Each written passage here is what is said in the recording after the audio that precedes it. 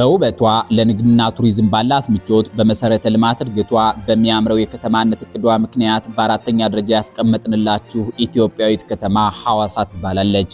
ሐዋሳ ከተማን የመሰረቷት ልዑል ራስ መንገሻ ስዩምና ሚስታቸው የሲዳሞ ገዢ የራስ ደስታ ዳምጠው ልጅ አይዳ ደስታ ናቸው። እናም ሐዋሳ ኢትዮጵያ ውስጥ በቅድ ከተመሰረቱ በጣት የሚቆጠሩ ከተሞች አንዷ ናት። ሐዋሳ የሲዳሞን ለምና ሜዳማ መልክዓ ምድር በቅርቡ ያለውን የሐዋሳ ሐይቅ ከሱሪያ እስከ ሞዛምቢክ የሚዘልቀውን ታላቅ ስምጥ ሸለቆ የውበቷና ምቹነቷ መሰረት ያደረገች ትንሽዬ ግን ሸጋ ከተማ ናት።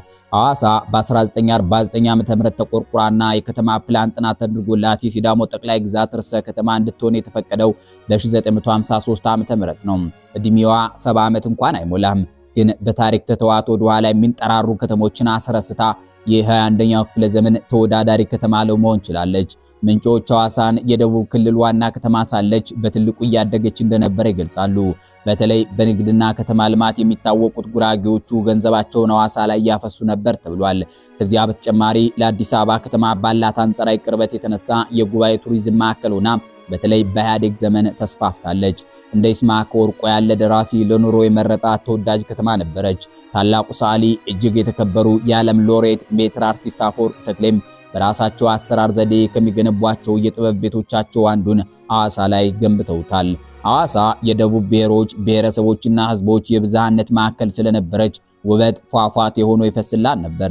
ዳሌያቸው የሚገማሸር የወላይታና ሲዳማ ሴቶች ከባህል ልብሳቸው ውስጥ አፈትልኮ በሚወጣው ውበት የወንድን አቅል የሚያስቱ ሰሜነኞች ሁሉ ሲንፈላሰሱባት ቆይታለች። በ2010 ዓ.ም ኢትዮጵያ ላይ የታየው ለውጥ ግን የሲዳማን የክልልነት ጥያቄ ይዞ ተከሰተ። በዚህም ምክንያት እነ ጀዋር መሐመድ የደገፉት የሲዳማ ህዝብ የክልል የመሆን ፍላጎት በዚያች ውብ ከተማ መሃል ደም ማፋሰስ ጀመረ። ሂደቱም ወደ የህዝብ ውሳኔ አምርቶ ሐዋሳን ዋና ከተማ ያደረገው የሲዳማ ክልል ተመሰረተ። በዚያ ምክንያት ግን ሐዋሳ የነበራትን ሰላምና የንግድ እንቅስቃሴ አጣችው። አንድ ስለ ከተማዋ ድህረ 2011 ዓ.ም ዘገባ የሰሩ ጋዜጠኛ በጥቅሉ ሐዋሳ ለውጥ ያልበጃት ከተማ ናት ይሏታል። በቅርቡ ግን ሐዋሳ ወደ ቀድሞ ክብሯ ለመመለስ ጥረት እያደረገች ነው።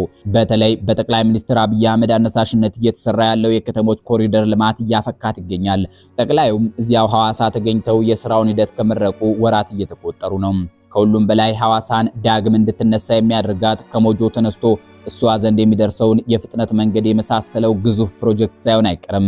በቅርቡ የተጀመረው ከአዲስ አበባ ናይሮቢ የሚገባ የአውቶቡስ ትራንስፖርትም የደቡብ ኢትዮጵያና የመሃሉ ሀገር መገናኛ ለሆነችው ሐዋሳ ብስራት ይመስላል። ሐዋሳ ዳግም እንድታብብ ግን ከዓመታት በፊት በብዛት ሀብታቸውን ያፈሱባት የነበሩት ጉራጌዎችና ሌሎችም ኢትዮጵያውያን ምቾት ተሰምቷቸው በእቅፏ ውስጥ መነገድ አለባቸው።